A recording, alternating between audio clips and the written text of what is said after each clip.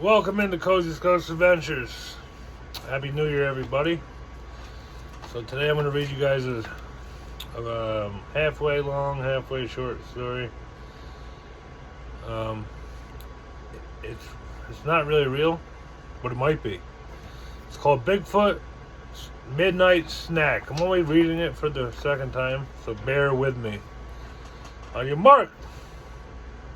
Get set, here we go. Let's dive into it. Deep in the misty woods of Pine Ridge, wherever that may be, there was an urban legend about Bigfoot.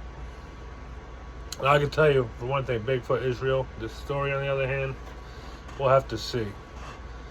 Locals swore they'd seen him. What is Bigfoot, you may ask? Well, it's a hulking, hairy beast standing about 7 to 8 foot tall, with glowing red eyes. Kids told stories about him around campfires, but no one really believed, except for this one guy named Pistol Pete. Now, Pistol Pete is a unique individual, and you're going to find out here pretty soon that to be true. Pete was Pine Ridge's self-proclaimed Bigfoot expert. Pistol Pete was armed with a clunky old camera and a roast beef sandwich. I'm going to tell you what's on the sandwich at the end of the story, okay? But we'll get to that.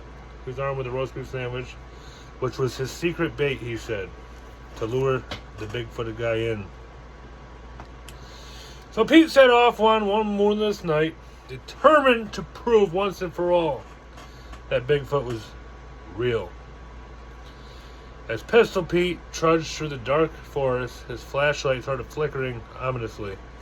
Oh shit, I'd be freaking out if I was Pistol at that moment. Whoop! Whoop! Get the blood flowing. Jeez. Twigs snapped underfoot, and the hoot of an owl made him jump out of his freaking skin. He almost, you know what I'm saying, I'm not going to say it, but you know what I'm saying. He almost did that. Woo! But he pressed on, mumbling to himself, "Just one photo and I will be famous. One photo of this Bigfoot and I will become famous," Pistol Pete said to himself. After hours and hours and hours of fruitless wandering, Pistol Pete sat on a log and he sighed. "Maybe Bigfoot's just a myth," he muttered to himself, unwrapping his beautiful sandwich he called his secret bait.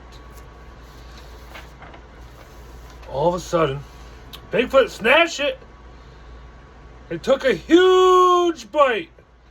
Nothing I love more than fresh roast beef," said Bigfoot.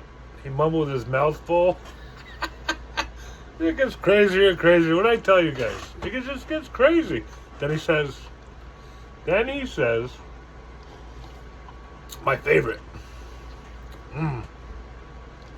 Pistol Pete says he couldn't believe what he was seeing. You could talk?" he said to Bigfoot. Bigfoot says this. "Of course I can talk," Bigfoot said, rolling his glowing eyes. "But people always run away, screaming before I get the chance to chat." "It's rude, really," said Bigfoot. Pete nodded slowly, his fear giving way to curiosity. "Why do you scare people then?" Pete says to Bigfoot. Bigfoot shrugged. "It's a hobby. Plus, it keeps the forest quiet. But honestly," he leaned in close, "I'm just lonely." Pete felt a pang of pity. "Well, you're kind of terrifying," Pete said. "Maybe if you smiled a little more." This is where it gets wild. Bigfoot bared his teeth in a wild grin. Pete screamed. Suddenly, a deep, guttural growl came from the shadows. I'm not going to do the howl, but you know the howl I'm talking about, guys. You've seen it on TV. That howl. Top of his lungs. Pete froze. The sandwich halfway to his mouth. Two glowing red eyes appeared staring at him from the bushes. Who's there? Pistol Pete stammered. The growl turned into a snort. Now the Bigfoot is really mad. Followed by a voice that was surprisingly high-pitched for an 8-foot-tall cryptid.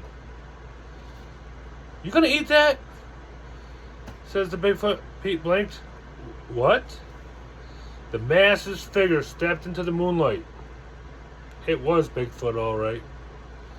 But instead of looking menacing, he seemed sheepish. His fur was tangled with twigs, and he scratched his belly awkwardly. That sandwich, Bigfoot said, pointing to a massive clawed finger. Smells amazing. He, trembling and shaking, handed over the sandwich. Here you go. Okay, bad idea, Pete admitted, his voice trembling. You're not going to believe what happens next. The two just sat there in awkward silence until Bigfoot finished the sandwich. He wiped his mouth with the back of his hairy hand and stood up. Thanks, Pistol Pete. You're all right. That was a good sandwich. So, now that you know, this is what was on the sandwich. It was a roast beef sandwich. It was bloody. That's what attracts the Bigfoot to begin with. Because they like blood. But there was horseradish and spicy mustard, lettuce, tomato, and onion. That's what Bigfoot prefers. Anyways, Pete went ahead and asked, how do you know my name? Bigfoot winked. I have Wi-Fi.